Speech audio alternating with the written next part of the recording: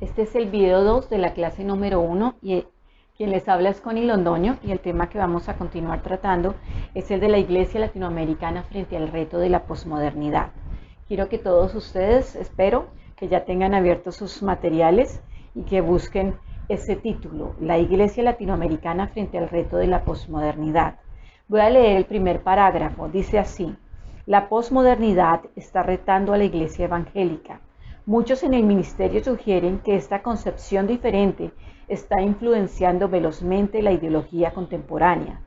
La filosofía moderna es una reacción, y aquí quiero que pongan mucho cuidado, la filosofía posmoderna es una reacción a las propuestas políticas, su fracaso absoluto, el fracaso y la inmoralidad científica y la falta de respuesta religiosa a los problemas que las sociedades contemporáneas están enfrentando. Entonces, la filosofía posmoderna, ustedes la van a ver, y creo que en la medida en que nos adentremos en muchas de sus propuestas, ustedes van a empezar a identificarla claramente. Está inundando todas las áreas de nuestra sociedad. Está llegando como agua y penetrando comunidad tras comunidad, incluso llegando a penetrar en muchas ocasiones a la misma iglesia cristiana. ¿Cuál es esa filosofía posmoderna? ¿Cuáles son sus postulados? Vamos a empezar a desdoblarlos. ¿Cuáles son algunos de esos postulados? El primero, un altísimo nivel de interés en la comunidad. Para los posmodernos, las necesidades, los intereses y la comunidad están por encima de cualquier otra cosa. Entonces, ellos están muy involucrados en muchísimas causas sociales. Ellos quieren llevar adelante todo tipo de movimientos, tratando de que el mundo se entere cuáles son las necesidades, el de proponer cambios, el de proponer soluciones. Y ahí es uno de los, digamos, banderas de guerra de la posmodernidad, el alcanzar y el llevar soluciones y colocar en primer lugar a la comunidad. La segunda, la experiencia personal. La experiencia personal y la persona, el valor que ellos le dan a la persona es grandísimo, al igual que nosotros, al igual que Cristo. El gran problema es que ellos, cuando hablan de la experiencia personal, es que cualquier tipo de experiencia personal es válida. Ahí es cuando nosotros empezamos a diferir, porque como lo vamos a ver más tarde, toda experiencia personal de nosotros como hijos de Dios tiene que estar sujeta a la autoridad de las Escrituras. Tercero, la verdad es objetiva. Para ellos no existe una verdad que sea absoluta. Cada persona tiene una verdad y esa verdad tiene que ser expresada. Y los demás, lo que ellos esperan es que absolutamente todas las demás lo acepten y lo respeten. Eso es algo de lo que les tengo que hablar también, porque aunque nosotros debemos y estamos llamados a respetar la opinión de las demás personas, no estamos obligados a aceptarlo como si fuera una verdad. No a lo absoluto. Ellos no creen en nada que sea absoluto. Para ellos cada persona tiene su verdad. No hay nada que sea absoluto. No hay nadie que pueda decir que tiene la verdad. Y en eso diferimos también muy grande. La diferencia es bien grande en cuanto a esto, porque nosotros sí creemos en la autoridad y los principios de la Biblia como una verdad absoluta, mientras que para ellos la Biblia es simplemente otra verdad que puede ser añadida a la lista de verdades que están rodando por el mundo. Y el respeto a la pluralidad. Ellos creen que cualquier opinión es válida, igual que nosotros los cristianos, pero a diferencia de ellos, nosotros creemos que, como les dije, con relación a la verdad, aunque nuestras opiniones y nuestra manera de ver el mundo sean diferentes, como cristianos tenemos que empezar a ajustarnos a la manera en como Dios y las Escrituras nos muestran el mundo. Ante todo esto que nosotros estamos viendo y que acabamos de ver, el reto teológico que tenemos nosotros por delante es grandísimo. Y lo que nosotros tendríamos que empezar a preguntarnos es, ¿qué estamos haciendo tú y yo como parte de la iglesia latinoamericana, como parte de la iglesia colombiana, para responder, para analizar de una manera profunda, para poder responder a este reto? El reto teológico es bien grande y nosotros tenemos que empezar a responder. Algo que nos va a ayudar muchísimo en cuanto al postulado que el narcisismo y la filosofía posmoderna ha querido vendernos a través del ámate a sí mismo para poder amar a los demás, es lo que el teólogo británico John Stott nos ha dicho. Y quiero que miremos básicamente 4 herramientas a través de las cuales nosotros podemos entender y al mismo tiempo que lo entendemos tenemos que enseñarlo y predicarlo a nuestra iglesia y a nuestra comunidad. Acuérdense, a través de las relaciones y de las conversaciones nosotros podemos afectar de una manera directa a nuestra comunidad. Entonces, dice aquí, del narcisismo a la autonegación. El narcisismo es un enamoramiento de sí mismo, de nuestra imagen, es la autodeificación. Es denominada como el tercer mandamiento. ¿Cómo podemos analizar teológicamente la amenaza de este narcisismo? Y ahí es cuando vienen los 4 postulados que nos da John Stott. Lo primero que él dice es, gramaticalmente, Jesús no dijo que el primer mandamiento era amarnos a nosotros mismos. Jesús dijo claramente, lo acabamos de leer, que el primer mandamiento es amarás al Señor tu Dios con todo tu corazón, con toda tu mente, con toda tu alma y con todas tus fuerzas.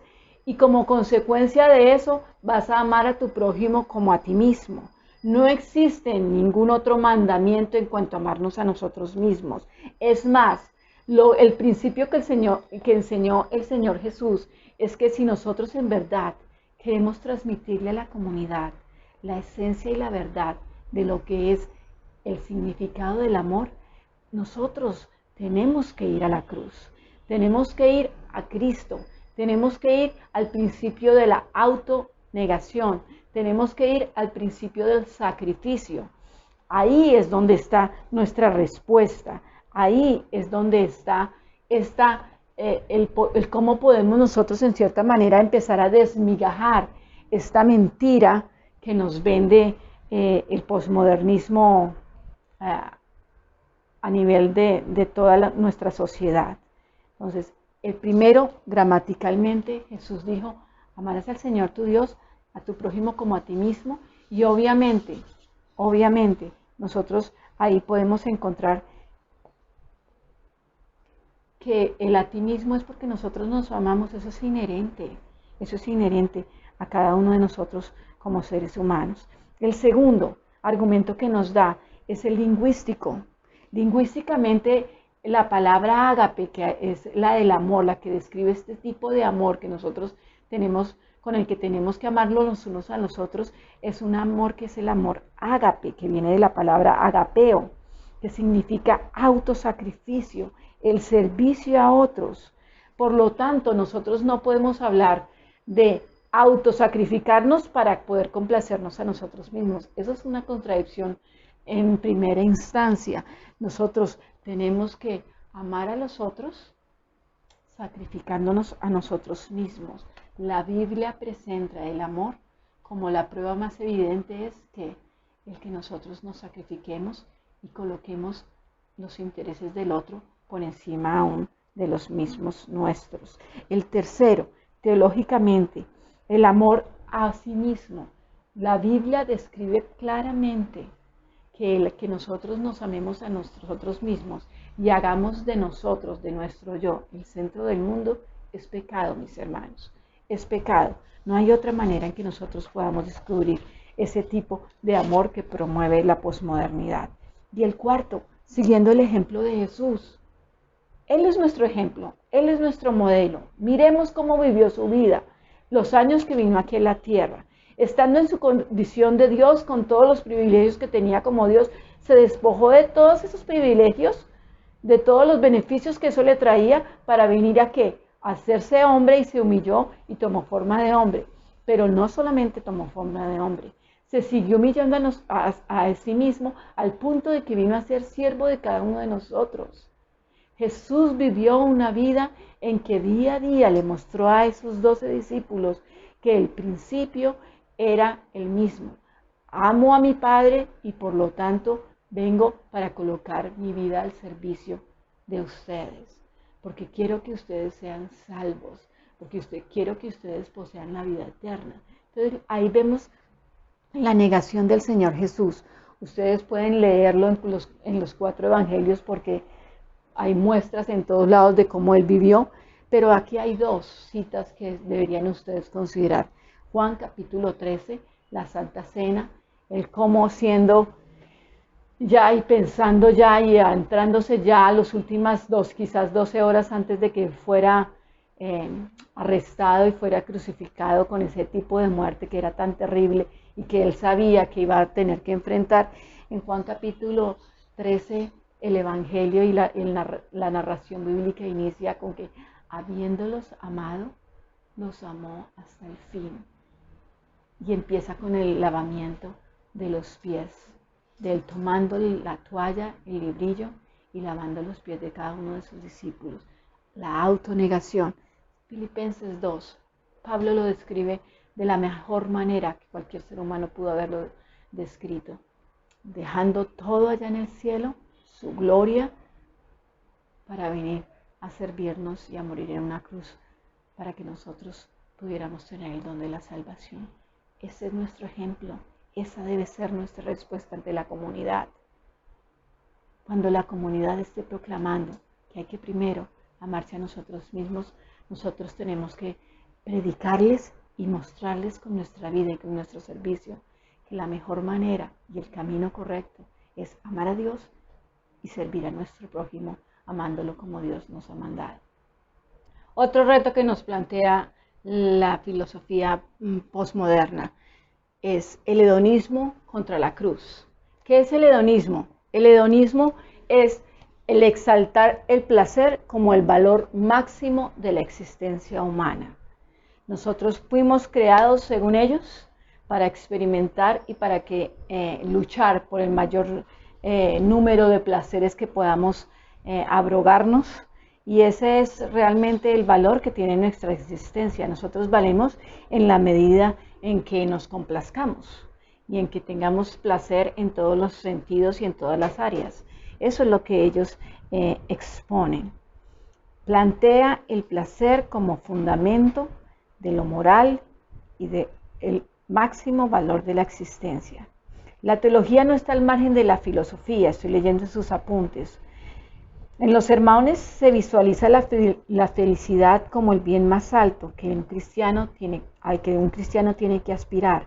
Por supuesto que apetecer la felicidad es un motivo noble para todo ser humano. Todos nosotros, es natural que querramos ser felices. El problema radica, y quiero que ustedes por favor subrayen ahí, el problema está en que se busca la felicidad individual sin tener en cuenta que esta acción nos excluye de glorificar a Dios en todas las circunstancias de la vida. La pregunta que debemos nosotros hacernos es, ¿qué es lo que debe movilizar o motivarnos a nosotros como cristianos, como hijos de Dios? Pablo nos da una respuesta muy clara.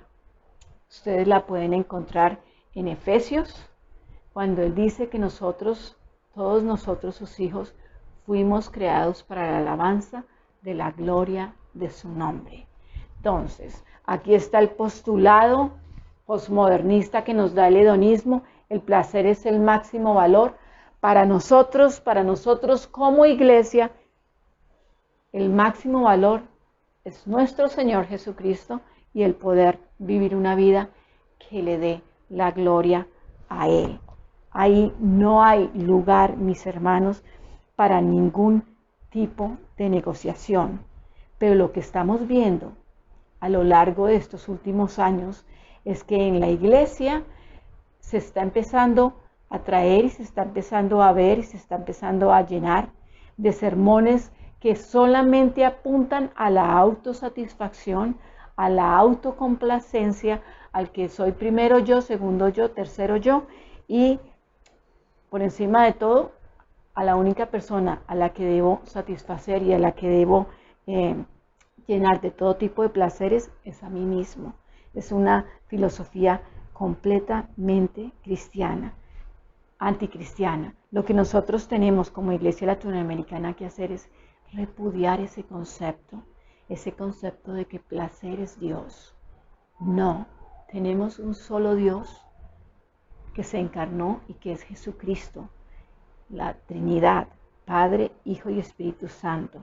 Nosotros tenemos que, como hijos de Dios, señalar siempre el camino de la cruz, el camino de que si nosotros tomamos nuestra cruz y seguimos al Señor Jesucristo, nosotros vamos a vivir una vida que realmente va a darle la gloria a Él y que también va a llenarnos. Yo quiero que si ustedes pueden ir en el Salmo capítulo 16, versículo 11, dice que me mostrará la senda de la vida, en tu presencia y plenitud de gozo y delicias a tu diestra para siempre. Mis hermanos, nuestra vida aquí en la tierra es pequeñita si la comparamos con la eternidad. Y si nosotros hacemos de Dios nuestro máximo bien, nuestra suprema meta, nuestro mayor galardón, y le servimos de la manera a la manera, y como Él lo dejó escrito para nosotros que debíamos seguirle, nosotros vamos a estar completamente inundados de su gozo y nuestra vida, que va a ser eterna, va a estar completamente llena de la abundancia que es nuestro Dios. Entonces, para rematar, ustedes verán, dirán que son estos dos dibujitos. El hedonismo plantea que Dios simplemente es como un Papá Noel al cual tú puedes venir y empezarle a pedir para que te dé todos los regalos que tú quieras, para que te satisfaga todos los caprichos que tú tienes, para que realices todos los sueños con los que tú te has desvelado. Eso es lo que enseña el hedonismo. ¿Qué es lo que enseña el cristianismo? El cristianismo enseña que como Jesús tenemos que tomar nuestra toalla, nuestro libillo, servir a los demás, y en el servicio a los demás es que nosotros vamos a darle la gloria a Dios y vamos a tener un gozo que nunca nadie podrá arrebatarnos a pesar de que estemos viviendo circunstancias que sean adversas. Otro de los grandes retos que tenemos al frente es el reto del humanismo. ¿Cuál es el postulado del humanismo? La realización plena del ser humano, de que el ser humano es el único responsable de crear su sentido, de crear su propósito, su proyecto de vida y de crear su futuro. En otras palabras, nosotros somos el arquitecto de nuestro propio destino. Este es un postulado que suena muy lindo, pero que no tiene nada que ver con la realidad y con la verdad del Evangelio. Nuestra vida la construimos a través de someternos a la absoluta voluntad de Dios y tenemos que proclamar al mundo que lo que nosotros predicamos no es una religión a la carta. Lo que nosotros predicamos es una relación verdadera con nuestro Señor Jesucristo y que es Él el único que puede proveer realmente una vida plena y abundante y darnos la realización como seres humanos, porque Él es quien nos da el propósito, Él es quien marca el camino y Él es nuestra meta final. Sigamos adelante, mis hermanos. Ahora tenemos que enfrentarnos también al reto misionológico que tiene la Iglesia frente a la doctrina o la filosofía posmoderna. Y tenemos que encontrarnos con que nosotros en la Iglesia, y estoy hablando de la Iglesia a nivel mundial, prácticamente que ha reducido la Gran Comisión a ir y predicar las 4 verdades espirituales, y nuestro último y final objetivo es la salvación de las almas. Pues hermanos, nos estamos quedando corticos y estamos muy equivocados en cuanto a eso. Acuérdense lo que estudiamos en la clase pasada. Estudiamos que la Gran Comisión no es simplemente ir y predicar esas 4 leyes. La Gran Comisión es ir y hacer discípulos. Y por lo tanto tenemos que empezar a combatir, si queremos tener y cumplir con el reto de nuestra misión, tenemos que enfrentar la doctrina o la teoría del reduccionismo. Esta teoría que nos enseña, el reduccionismo nos enseña algo. Reduzcamos toda la visión y toda la misión que nosotros tenemos como iglesia a nuestra congregación. Nuestra congregación es el centro del mundo y el centro de todas nuestras actividades y el centro de nuestro diario vivir. Entonces, ¿qué es lo que queremos? Y hermanos, está bien y es respetable la visión que tiene cualquier pastor de pasar de ser una iglesia pequeña a una iglesia grande. El gran problema con el que nosotros nos estamos enfrentando en estos últimos días es que estamos empezando a importar métodos, sistemas, programas, eventos con un único propósito, que es el cual: crecer en ofrendas, crecer en número de personas y por lo tanto también crecer y hacernos un nombre grande en medio de una comunidad. Si es eso lo que la comunidad que nos rodea está viendo, terrible, mis hermanos. Tenemos que arrepentirnos y ahí es donde nosotros tenemos que empezar a mirar, que tenemos que dar un paso del reduccionismo a la integración. La integración, hablando de que el Señor no nos dijo: vayan y hagan a la gran comisión encerrados en sus cuatro paredes, invitando a cualquiera que pase por el frente de su iglesia a venir y a unirse a esta congregación. No, tenemos que salir de esas cuatro paredes y, como Cristo lo dijo, como iglesia tenemos que ir al mundo que está perdido, hasta lo último de la tierra, dice la Escritura. El mandamiento es bien claro, y entonces ya, en lugar de la iglesia, el templo y la congregación ser el centro, la mayoría de los recursos, de los esfuerzos, van a estar enfocados en ¿qué? En alcanzar a todos los seres que no conocen al Señor, están cerquita o que están lejos.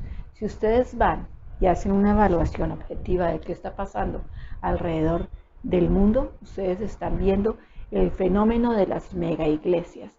Iglesias que reúnen a 5, 7, 9, 10 mil personas, iglesias que como denominación reúnen a quizás millones, pero cuyos recursos, personal, esfuerzos y todos los programas están focalizados ¿en qué? En sí mismos. Ya han olvidado por completo el mandato de ir y hacer la gran comisión. Ahí está el reto que nosotros ponemos por delante, pasar del reduccionismo al integracionismo, porque nuestra comisión va hasta lo último de la tierra. Como parte de esto también, y hablando en esa misma línea, tenemos que pasar de los métodos enlatados a los métodos encarnados. ¿A qué me refiero esto? La misión no apunta a lograr que se llene el templo usando métodos mágicos promovidos por factores exitosos. No es lo que nosotros vemos permanentemente en cadenas como Enlace, la promoción de llenar y tener los más grandes y lujosos templos. La iglesia en América Latina debe renunciar a la búsqueda de métodos mágicos de crecimiento, debe pasar de pensar que todo lo extranjero es bueno, es digno de ser copiado, para lograr una multiplicación deslumbrante en nuestro entorno. Y la iglesia, nosotros, tú y yo, debemos asumir el reto de la responsabilidad mundial, de que nosotros somos el cuerpo de Cristo y somos los que estamos llamados a hacer dentro de nuestra realidad, en nuestro entorno latinoamericano y hablando de incluso otros diferentes continentes, el que llegue el evangelio y que llegue de una manera completa. Acuérdense, hermanos, la meta no es que hagan la oración de fe, la meta es que se conviertan en verdaderos discípulos de Jesucristo. Entonces, ¿qué tenemos que hacer? Tenemos que empezar a examinarnos. Si queremos crecer, ¿cuál es el motivo por el que queremos crecer? Si queremos alcanzar, ¿cuáles son las razones? Tenemos que empezar a hacer un examen objetivo, honesto, y tenemos que pasar de hacernos el examen al arrepentimiento y a cumplir en obediencia al llamamiento que el Señor nos ha dado. Ya para terminar nuestra clase vamos a abordar los últimos 4 postulados del posmodernismo. Como iglesia nosotros tenemos que pasar del exitismo al servicio humilde. Quiero por favor que ustedes me acompañen con sus materiales. La cultura posmoderna ha influenciado nuestra acción misionera. El pueblo de Dios necesita volver a las sendas antiguas, imitar el modelo de Jesús por encima de las voces del sistema, Debemos reconocer nuestra hambre de éxito como motivación pecaminosa que sale de nuestro entorno y corazón para poder tomar la toalla y el lebrillo. El servicio humilde de Jesús a todas las personas es la esencia de la misión. Entonces, ahorita algo que nosotros vemos por todos lados es pastores exitosos, iglesias exitosas, vive una vida de éxito. Todo eso está inundando completamente todas nuestras congregaciones. Tenemos que reconocer que esto es absolutamente una idea completamente humana, completamente antibíblica, y por eso es que decimos que tenemos que volver a las sendas antiguas. ¿A las sendas antiguas cuáles? Nosotros no estamos llamados a ser exitosos, estamos llamados a ser siervos fieles, que servimos con humildad a nuestro Señor para que su nombre sea exaltado. Es en la humildad, hermanos, que nosotros vamos a poder en verdad llegar y alcanzar a nuestras comunidades. Nunca la idea del éxito, porque esta es una idea que es completamente efímera. Y realmente a veces cuando se predica tanto esa teoría del éxito, lo único que estamos haciendo nosotros es, ¿se han visto al gatico que quiere morderse la cola? Da vueltas persiguiéndose la cola y ahí va a estar eternamente. Eso es lo que le pasa al mundo en su carrera desbordada por alcanzar el éxito. Tenemos que pasar del tradicionalismo a la flexibilidad. Jesús había dicho que no se puede poner vino nuevo en odres viejos. El vino nuevo debe encontrar odres nuevos, personas nuevas, maneras de organizarnos nuevas, que sean completamente, tenemos que ser completamente abiertos al cambio. El tradicionalismo se resiste a esto, no le gusta para nada. Es encontrar seguridad y hasta una identidad en lo que se ha vivido por años. Eso enseña el tradicionalismo. Quedémonos como estamos, no nos arriesguemos. Hemos hecho esto por 15, por 20 años, sigámoslo haciendo. Hermanos, no sirve. Nosotros estamos viviendo en épocas y las sociedades y las personas que viven en estas sociedades que están cambiando tan rápidamente por la influencia de todos los medios de comunicación y de todos estos sistemas tan automatizados, es que la sociedad está cambiando día a día. Los valores, todo se está renovando y nosotros como iglesia no nos podemos quedar atrás, porque si nosotros nos quedamos atrás, haga de cuenta y les voy a colocar este ejemplo. Es como si una mujer quisiera quedarse vestida con las vestiduras que se usaban en el siglo XVIII para vivir una vida de tanta carrera en pleno siglo XXI. Ustedes se imaginan estar corriendo detrás, por ejemplo, de un Transmilenio o subiéndose a un avión y pasando el check-in en un aeropuerto con 5 enaguas debajo de tu falda y con toda una cantidad de parafernalia de alambre en tu vestido. Es absolutamente imposible.